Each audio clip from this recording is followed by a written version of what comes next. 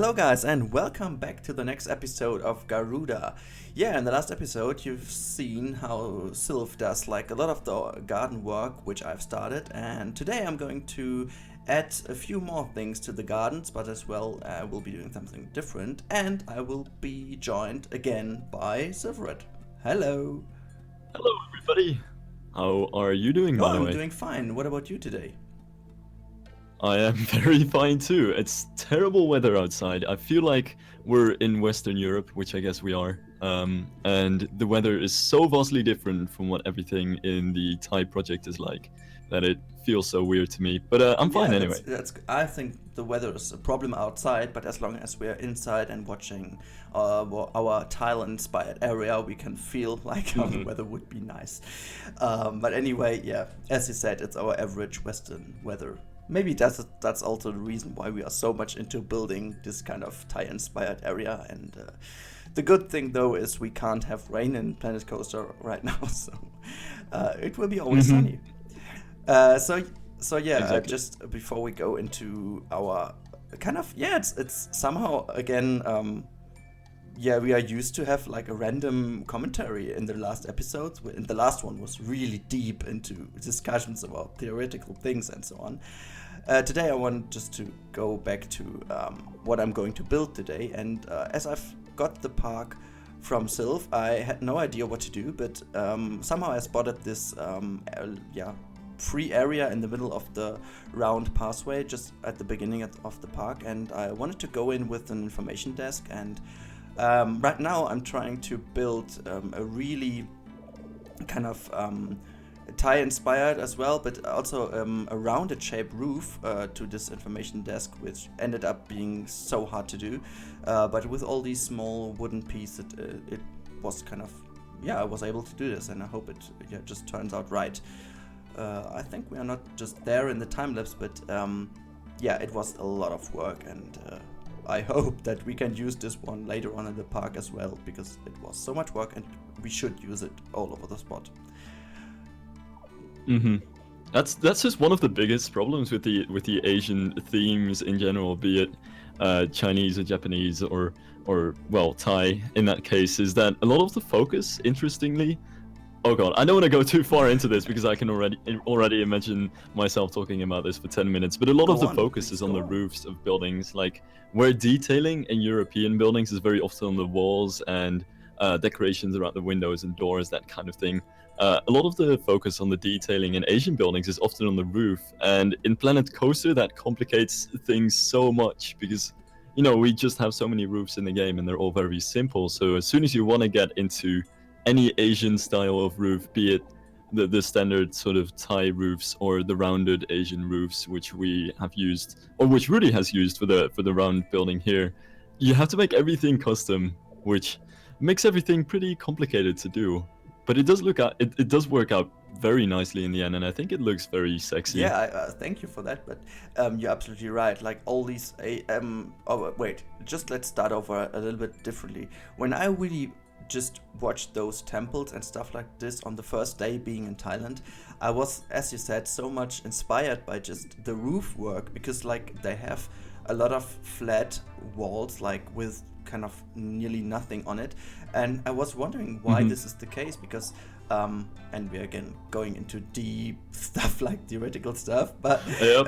but it really, I just asked a few people, and I also did a small research on it, and it's well, also we started with the weather today, and it was not intention, people. It was really no intention to come to this point now, but it's down to the weather as well, because like you need a really kind of good good roof to be able to deal with the temperatures, to keep it cold Yeah. inside and to just keep the heat away from the inside. And on the other hand side, if it's cold in the winter, which is the case in Asia and also in the northern part of Thailand as well, you have to keep the heat inside. And this is basically what the roof does. And most of the times kind of the walls and stuff like this are kept very simple to also have a really good heat circulation within the buildings, and this is basically why they spend so much into the roofs, which looks really sexy but also has good usage to it. And this is so interesting to see how kind of different environmental things do affect your buildings and your architecture. That's kind of interesting. Yeah, that actually reminds me of something that I've read about Chinese architecture a very long time ago, as to why Chinese buildings do have these rounded tips on their roofs, which apparently, did have to do with like wind circulation and keeping it cool in the summer and hot in the winter and that kind of stuff. Apparently, because it's also perfect for rain, because there is no section of the roof, even though it seems like the roofs curve upward toward the end, there's no section of the roof where the rain doesn't go into the ridges of the tiles and drops down straight off the edge of the roof. And you'll always just have all of the water and anything that falls onto the roof drop out along the sides from the buildings instead of cluttering up in the middle of the roof section, which is very interesting as well. There's also the theory that the way that these roofs are shaped has something to do with the spirits and like some of the religion aspects of Asian religions, but I'm not entirely sure what's really behind this, so I don't think I can go into it much further. But yeah, it's very interesting how different cultures shape different architectural styles, and how even the environment can help with that. Yeah, definitely. And it's pretty interesting that you mentioned the fact with the rain. I didn't actually know about that, but hearing that, it seems very logical to me, because like in those areas, when it's going to be raining, it's raining a lot. Like really a lot, and look at those monsoon rains and stuff like this, and I figured that it would be really intelligent to have no spot on the roof where water can come together, because I think it would be easily that your roof is going to be damaged by this. And so actually we had this, I didn't tell this until today, but we had this problem in Thailand as well. We had a pretty bad monsoon going on overnight, and we had to change our hotel room because it was raining inside our room, because there was too much water on the roof. And so we had like to change the room in the middle of the night, because we were like, my girlfriend, she was awake, and she just waked me up because she was like, okay, no, I'm not going to tell this, like I wasn't about to tell this. She's got water on herself because she was wet from the roof. That way it worked. And I was like, why is this happening? She was like, yeah, just look over there, and like really the entire room was already completely underwater. Wow. Okay, and somehow the next morning, and guys, I have to tell you, the next morning means also the next recording for us, because we somehow had a stupid problem. But I was about to tell you about our little problem with the lot of rain, and the next morning, what I wanted to tell is was pretty nice, because we went to the breakfast, and after the breakfast, the roof already was fixed again and was repaired again, and we were so confused because it's so not a European style to do it like this. But yeah, we were happy, and the whole time we've spent in this hotel was kind of nice. And something really interesting about Asian culture in general, or like Thai culture in this case. Yeah, that it's so laid back, right? Was that in the recording that we lost, that I talked about the fact that I'm Dutch and we're so uptight about rules and everything like that? I'm not even sure anymore. But basically, yeah, that's what I was feeling. It's such a different culture with an entirely different way of approaching such things. Yeah, and what I do also remember from the last recording, and I'm now the one to pick it up because I'm so upset you do this, but you told us that you're about to go to Japan, right? Oh, come on, I had the perfect segue into it. Yeah, I did. I'm not even sure why I'm announcing it at your channel. Like, I literally never told anybody on YouTube or anything about this, but I'll be studying in Japan next academic year. So I'll be getting all kinds of experience with living in a different culture, especially in Asia, since, I've been pretty much everywhere in Europe by now, but I've never been outside of Europe, and I really kind of miss that. So I applied for going to Japan, as were many other people, but I am super thankful that I actually got chosen. And if all goes well with the visa and all of that kind of stuff, I should be studying in Japan next year. Now, to steal one of your points, because something that you mentioned would make this a bit more like this video, there are some really interesting parks in Japan, specifically Tokyo, because I'll be going to Tokyo, that are like worth talking about because they're very different from what you usually see around. There's obviously the Disney Sea Park, which according to many people is the best Disney park. I'm not sure if I'm going to judge that until I'm there though, but it's a really beautiful park. And there is also the standard Disneyland, of course. But also there is Tokyo City Dome, or Tokyo Dome City. Tokyo Dome City, Tokyo Dome? Okay.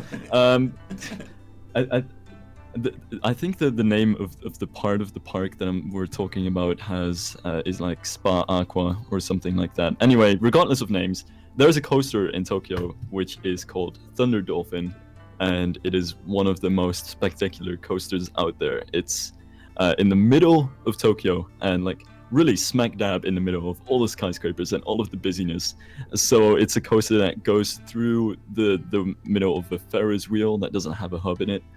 It's a coaster that goes over skyscrapers in Tokyo and like right next to some of these very busy streets in the middle of that giant metropolis. It's really interesting, it's really unique, and it's definitely a kind of thing, that wasn't a reason for me to study there, but there is definitely a lot of interesting stuff to visit in Tokyo that I would definitely, that definitely made me a bit more enthusiastic to go there.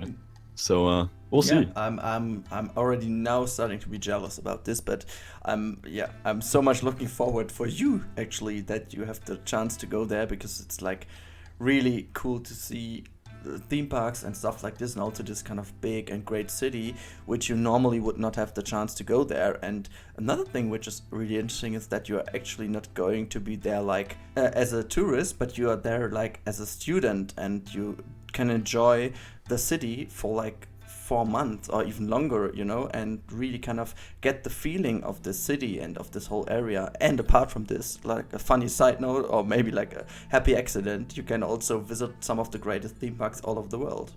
Exactly. Not the worst thing to do. No, it's actually, that was kind of one of my reasons. Like, it's the kind of place that I always wanted to visit, maybe in a vacation or whatever kind of travel. But I also kind of feel like it's the kind of place which you don't so much experience if you travel to it, and I would much rather actually live in and experience over a longer period of time. Because I was actually, and this is something that I didn't talk to you about, but I was for the longest time very unsure whether to go for Singapore or Tokyo, and these were my two top choices that I was considering for and doubting between for many months, up until the very night that we had to hand in our applications, and I just YOLO'd onto Tokyo. But in the end, I feel like a place like Singapore is more or less the place that I would like to visit for, I don't know, maybe a couple of days and just kind of pass by. Or Singapore, that is, and Tokyo is more or less the kind of place which I would much rather actually spend a couple of months actually getting to know the culture and being part of it. Mm-hmm. Though on the other hand, a pretty good reason for going to Singapore would be that I could travel to Thailand very easily. That's right. Like, that would be really amazing. That's right, but can't you just go for a few days maybe? I mean, it's not that close to Japan as well, but I think it's way closer than you would do it from over here. So maybe within your time in Tokyo, you might just look into some cheap flights to go over there for a few days, if that is possible. Yeah, it's definitely doable. I think it is what many people do. Though it's more common to go to South Korea, just because that's so close. But yeah, I would love to go to Singapore as well, if only just to go to Universal in Singapore. I don't know if you've ever seen that park, but it's a really beautiful park with some amazing Vekoma dueling coasters in it. Oh. And Singapore in general, is just an awesome place that I would love to go to at some point as well. Both choices are just very good for their own reasons, though. It's hard to argue between them. Yeah, I can actually see the point. That's really hard to judge. By the way, I've never been... Oh no, that's a lie. I've been to onto a dueling coaster, but it's not operating any longer. Do you know that one? It's like the one in Movie Park? The car chase, which was originally called Lethal Weapon, I guess. Yeah. That was the only one I've been onto. Really? You need to go to the Efteling someday, boy. Yeah. And go on George and the Dragon. The thing is, I was once there and they were closed. I don't know what. I was like, and it was so annoying because I was like, okay, maybe that's one of the best coasters in this park, or maybe in the whole area around Europe where we do live, and I can't go onto them. Exactly. Yeah. It's a GCI wooden coaster, which I don't know how much you're into wooden coasters yet, how much you've read into it. But GCI is one of the most respected kind of wooden coaster companies. Oops, that was my phone. And Did it drop? they no, that was just, it dropped on the table from not too high. But it's basically it's a company that makes very twisty wooden coasters, and you can definitely feel that in George and the Dragon. I've heard a lot of people say that it's by far not the best wooden coaster. By far not the best. What? It's not one of the best wooden roller coasters. Not fantastic or spectacular or anything, but it's a really good coaster, and it's a dueling coaster, of course, which makes it a lot more fun. Oh, okay, that's cool. I mean, yeah, I as I said, I've seen it from the outside, but not too much how about the layout is and stuff like this. I really love to go to Efteling again in the near future as well.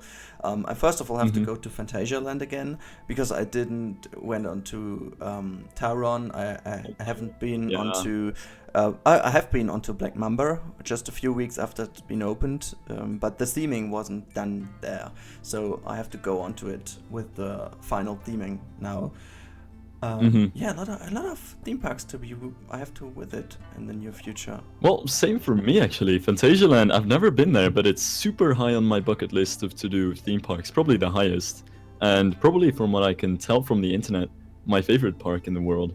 And planning to go there as soon as I can, though I guess this also kind of relates to something that you said in the last recording, where we had this little talk about possibly doing a podcast together, because this episode 2 turned into a bit of a podcast somehow.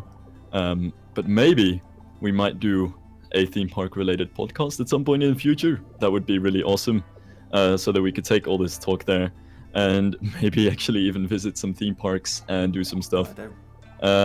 Just an idea. Yeah, that would be so amazing. I mean, like, really, Phantasialand would be really cool for both of us to do, as well as Efteling, because it's really close to both of us. And yeah, I'm absolutely in it. I mean, I can't. All right. Yeah. So we have the agreement once again, I guess, for the second time. Now it's official. Yeah, it's official. I mean, 2 agreements in 1 hour, so it's fine. That should be fine. But anyway, I just want to go, if you don't mind, just a few seconds back to the recording, because I think we're going just close to the end of this episode, and we haven't talked about the flatride actually, because this is I think it's lost in the last recording, and so I just want to quickly jump into it again, because it's like really the flatride we both of us just figured has to be in the game, and so now it's in the game because it's one of the classic flatrides. And so I put it down in this kind of area where the coaster turns back onto the flat land of our Thai-inspired coaster area, and yeah, I just prepared the whole pathwork around it, and also the flat ride, and a little bit of customizing the roof part and also the entrance area. And in the next episode, it will be up to Silv to kind of go on with that, and maybe also go into the bridge, which I have left unthemed yet. And yep. Thanks, mate. That'll be quite a challenge. No, I'm actually really happy that you did that kind of stuff, because while it's a total pain in the ass for me, and I have no idea how I'm going to build around this stuff, that just makes it more fun to work around it. And they're the kind of things that I wouldn't have done myself. I probably just would have done the path work and scenery around the ride in a much more boring and easy for myself way. But in that sense, it's actually great that you're giving me all of this work that I have to do that is much more annoying, because it's definitely a lot more creative and interesting than what I would have done myself. And it's, kind of coming back to the point of the last episode. It's the way in which working together you can actually make yourself more creative and come up with more interesting things than you would have done on your own. Yeah, absolutely it is. And I have to say, I really admit that also with the collaboration with the lady. It's somehow it's pretty cool to have also this kind of nearly weekly basis. I mean, we don't put ourselves too much pressure on ourselves, but it really gives me at least a cool step away from current projects, just to go back to the project which we've done together. And now it comes in very handy that the park and the project in general has been already done a little bit more on it, because you have done it and it wasn't me to be doing it. So there is not the kind of situation where you have to go into your park and see like, okay, I'm going to continue today and I have to do this and this and this and this, and you've got so many things to do. But with our collaborations, you get a park which is a huge step ahead, and you got immediately the feeling like, yep, I'm going to do again something more about this. And this is why I'm really enjoying to have these collaborations now in between my own projects, and it gives them all a little bit of a dynamic which I do actually like pretty much. Yeah, I guess it kind of gives you a way around a creative block where you don't really have to always come up with your own things to do, and with giving yourself work in a certain area, and you can just pick up from some of the stuff that the other collaboration partner has done and just kind of work on that. Yeah, definitely. So by saying work on that, I think we have worked on a pretty long commentary again. Yeah. And the episode is over, I guess. I'm pretty sure it is over, so I put in again some screenshots, cinematic shots, and I think the whole area is now kind of it looks pretty decent. I think we can get some nice shots out of it. And I hope you enjoyed this episode, and thanks for being here again, Silv. Thanks for just telling us your future plans on my channel. I'm feeling so happy. Yeah, no problem. Thanks for having me around here, and I'll see what I can do with the project next time around. All right, I'm really much looking forward to it. And guys, all I can say now, have a nice day. I hope you enjoyed the episode and this again pretty long commentary, and see you the next time on Silvs Channel. Bye bye.